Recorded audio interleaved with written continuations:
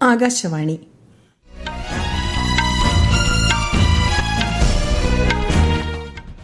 നമസ്കാരം. വാർത്തകൾ വായിക്കുന്നത് സുവർണ.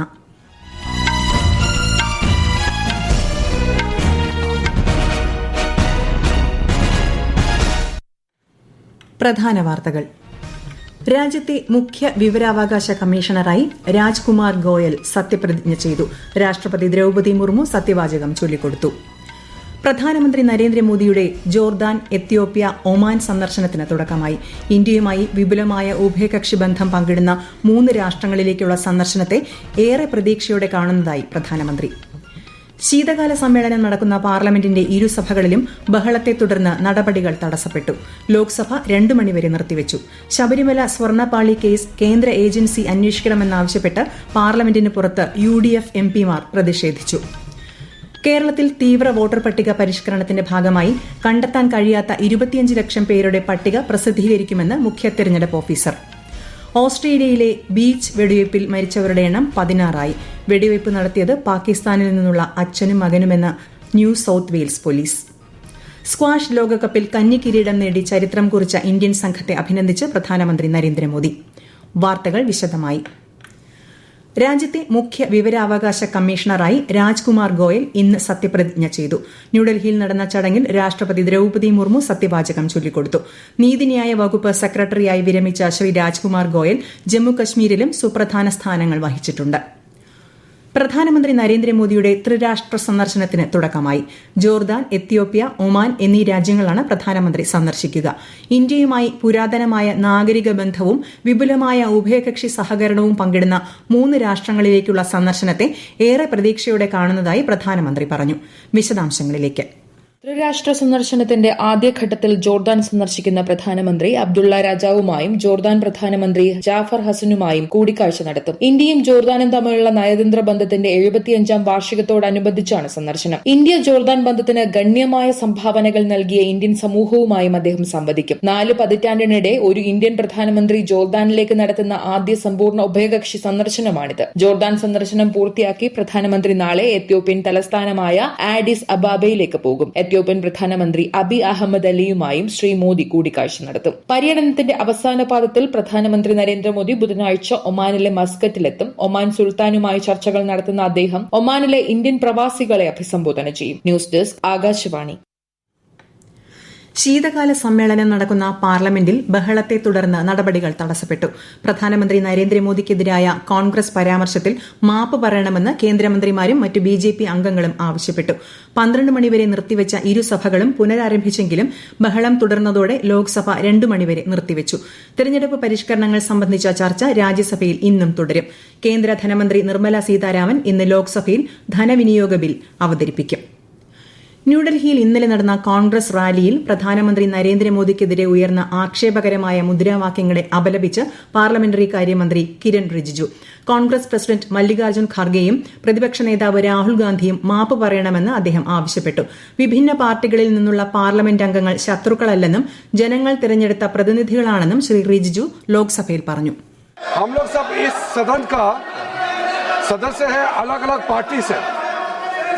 हम लोग एक दूसरे का विरोधी है, हम दुश्मन नहीं है, क्योंकि हम इस सदन में लोगों के द्वारा चुने हुए प्रतिनिधि के हिसाब से काम करते हैं. कल कांग्रेस के रैली में प्रधानमंत्री मोदी जी का कब्र खोदने के लिए बात कहा गया है. मित्र माफी मांगना चाहिए. ശബരിമല സ്വർണ്ണപ്പാളി ക്രമക്കേട് കേസ് ഉന്നയിച്ച് UDF MPമാർ പാർലമെന്റിന് പുറത്ത് പ്രതിഷേധിച്ചു. വിഷയം കോടതി മേൽനോട്ടത്തിൽ കേന്ദ്ര ഏജൻസി അന്വേഷിക്കണമെന്ന് MPമാർ ആവശ്യപ്പെട്ടു. അതിനിടെ കേസിൽ തിരുവിതാംകൂർ ദേവസ്വം ബോർഡ് മുൻ എക്സിക്യൂട്ടീവ് ഓഫീസർ സുധീഷ് കുമാറിന്റെ ജാമ്യാപേക്ഷ കൊല്ലം വിജിലൻസ് കോടതി തള്ളി. റിമാൻഡിലായിരുന്ന ഉണ്ണികൃഷ്ണൻ പോറ്റിയെയും മുരാരി ബാബുവിനെയും 2 ദിവസത്തേക്ക് പ്രത്യേക അന്വേഷണ സംഘത്തിന്റെ കസ്റ്റഡിയിൽ വിട്ടു. മണ്ഡല മകരവിളക്ക് തീർത്ഥാടനത്തോടനുബന്ധിച്ച് ശബരിമല സന്നിധാനത്ത് തിരക്ക് തുടരുന്നു.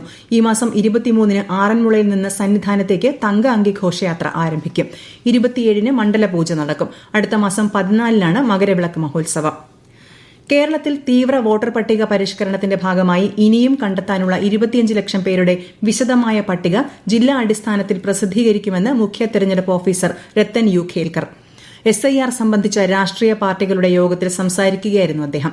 സംസ്ഥാനത്ത് വിതരണം ചെയ്ത ഫോമുകളുടെ 99.71% ഡിജിറ്റൈസ് ചെയ്തിട്ടുണ്ട്.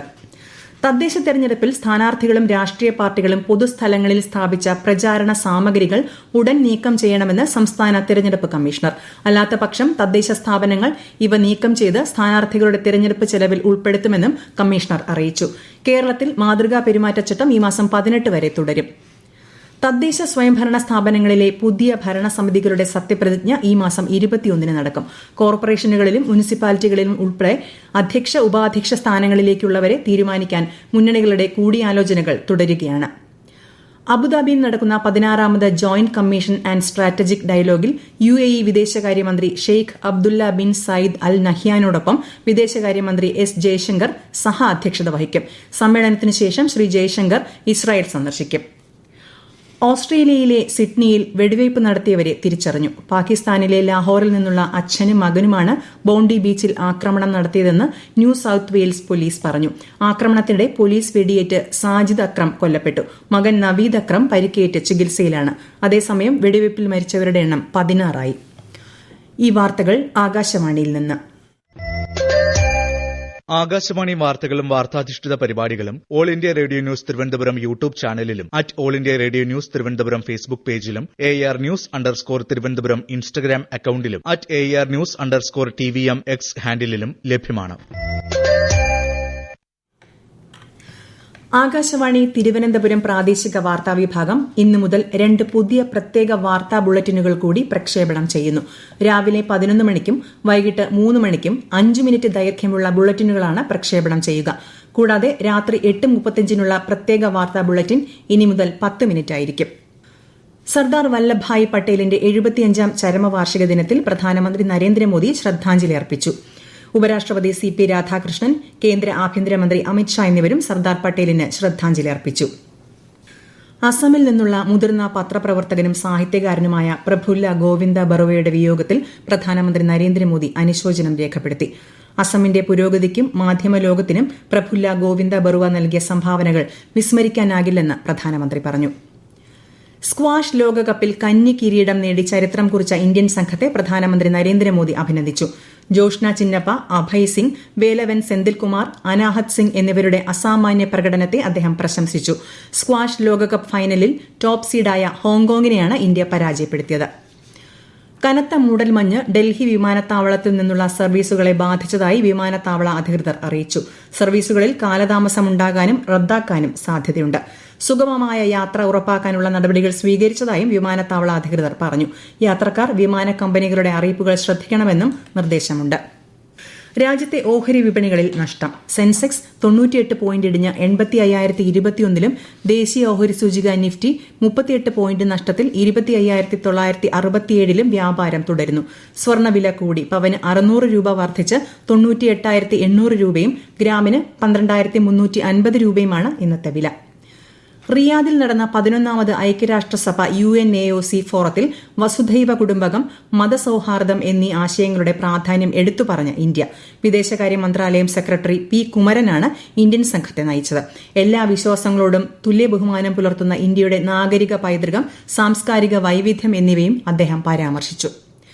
ഇന്ത്യൻ പര്യടനത്തിന്റെ ഭാഗമായി ഫുട്ബോൾ ഇതിഹാസം അർജന്റീനയുടെ ലയണൽ മെസ്സി ഇന്ന് ഡൽഹിയിൽ.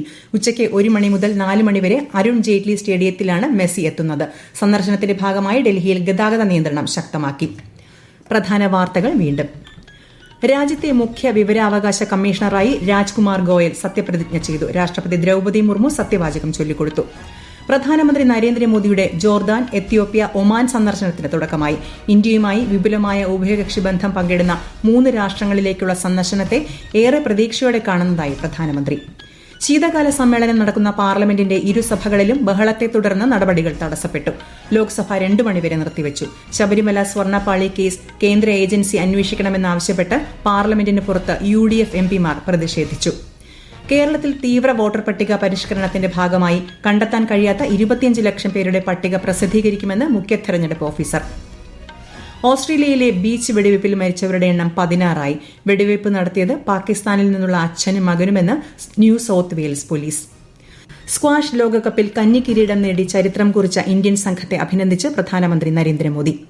വാർത്തകൾ കഴിഞ്ഞു. അടുത്ത വാർത്താ പ്രക്ഷേപണം ഉച്ചകഴിഞ്ഞ് 3 മണിക്ക്.